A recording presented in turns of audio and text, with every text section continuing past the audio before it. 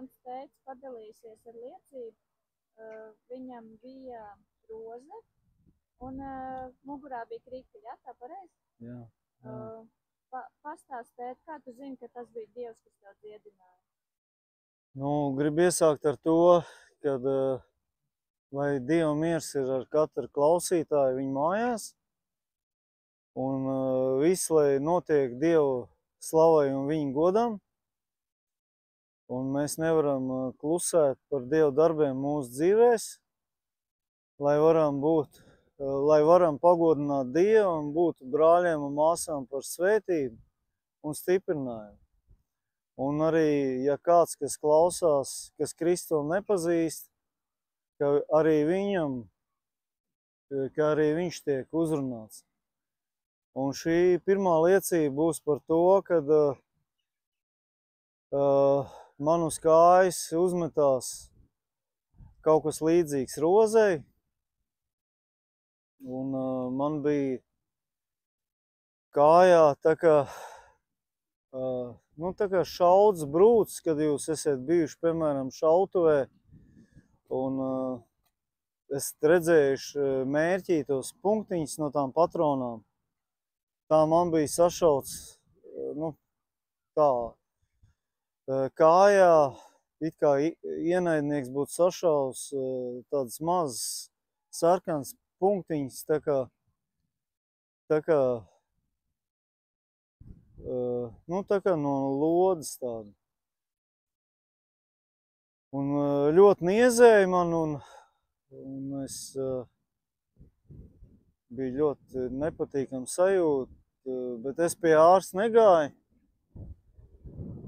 un liku mājās pats rokas, lūdzu Dievam, lai viņš man dziedina, un apliecināja ar savu muti, ka Jēzus Kristus brūcēs esmu dziedināts. Jesais 53, 4. 5. pants. Un precīzi nevar pateikt, cik ilgs laiks pagāja, 3 nedēļas aptuveni. Un man patiešām bez neviena zāļu lietošanas tas sarkanais lielais izsitums uz kājas nogāja. Es pieļauju, ka tā bija roze, bet es īsti nezinu, kaut kas rādi bija saistīts. Un otrā liecība būs par to, kad bija man smagas 3 darba nedēļas. Mēs darbā cilājām smagas lietas. Un tad pienāca svētdiena, brīvdiena. Un no rīta piecēlos, gribēju iet arī vēlāk uz baznīcu. Un aizgāju uz virtuvi, noliecos, atgriezu krānu un iekrita šausmīgi krika mugurā, es nevarēju iztaisnoties. Un pārņēma ļoti spēcīgas sāpes mugurā, ka bija pat aiz sāpēm jāvaida. Un tā es pavadīju veselu nedēļu, gandrīz nedēļu. Visu dabūju paņēmu slimības lapu, uz darbu es nevarēju iet, un katru rītu cēlos augšā no gultas ar ļoti lielām sāpēm.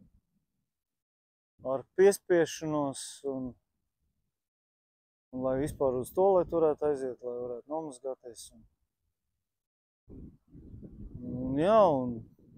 Bet dienas gaitā, tad, kad iekustējās, tad tās sāpes atgāja, bet ne pilnībā, tāpatās sāpēja.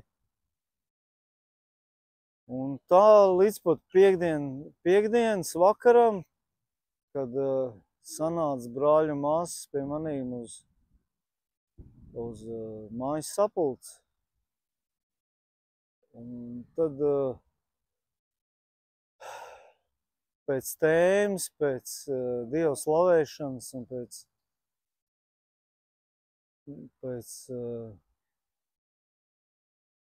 sadraudzības. Es lūdzu brāļiem, māsām aizlūgt par mani un par manu muguru. Un tas arī tika izdarīts, un brāļu māsas aizgāja, izņemot viens brālis, palūdz palikt pa nakti. Zinām apstākļu dēļ, jo viņam nav pastāvīgs mājas, viņš ir bārens un grūdienis. Un viņš man līdzēja visus traukus nest, uz virtuvi mazgājām trauku, es mazgāju, viņš nes visu. Un tad arī mazdēliņš bija pie manīm palicis. Un uzklāja gults gan brālītim, gan arī mazdēliņam un pašam. Un nomazgāju vēl mazdēliņu, jau bija diezgan jau 12 varēja būt, pēc 12, nezinu, aptuveni. Un ielika gultā mazdēliņu, sāku viņu midzināt, un pats tā arī pēkšņi aptver, bāc, bet man taču nesāp mugura vairāk.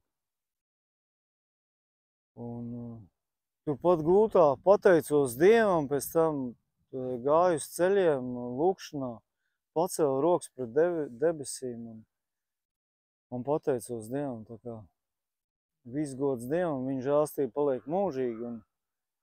Un ko es vēl gribēju teikt, ka Dievs savu iesākto darbu pie tevis, mīļais brāl un māsa,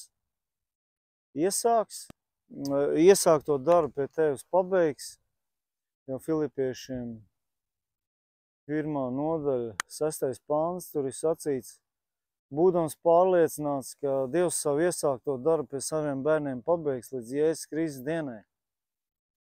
Tad, agrāk vai vēlāk Dievs svētais gars tev, man mīļais brāl un māsa, uzrādīs tās lietas, kas Dievam pie tevīm un manīm nav tīkams. Jo Dieva vārds ir jā un āmen. Ja Dievs tā pasacīja, tā tad tas ir un būs. Tikai jautājums, ko tu un mēs ar to darīsim. Un ja reiz Jesais 53. nodaļā 5. pantā ir sacīts, ka Jēzus brūcēs, mēs esam dziedināti, tad tas ir tikai vienīgi tavs un mans ticības jautājums, jo katram notiks pēc viņa ticības. Protams, mēs neatmetam Dieva vārdu arī, kas ir citās vietās rakstīts, kur ir teikts, ka Pēters, Pāvils 3 reizes lūdzu Dievam, lai viņš tiek dziedināts, bet Dievs viņam atbildēja, lai izvelk ārā to sātana dzeloni, bet Dievs viņam atbildēja, tev pietiek ar man žēlstību. Bet tas nenozīmē, ka ar šo vienu rakstvietu viss dziedināšanai tiek pārvilkt pār strīpu. Un es jums varu droši sacīt, ka Dievs nav mainījies. Ebrejiem 13.8. Kāds viņš ir vakar, tāds viņš ir šodien un mūžīgi tas pats. Un 2. Pētera vēstule 4. nodaļa 8. pants, ja nemaldos, arī tur ir sacīts, ka esam viņu brūcēs dziedināti. Un es zinu daudzus gadījumus arī pie citiem brāļiem, māsām, ka tas ir noticis. Un pie manīm tas ir noticis vairāk kārtēji. Tā kā visu lai notiek Dievam par slavu un godu.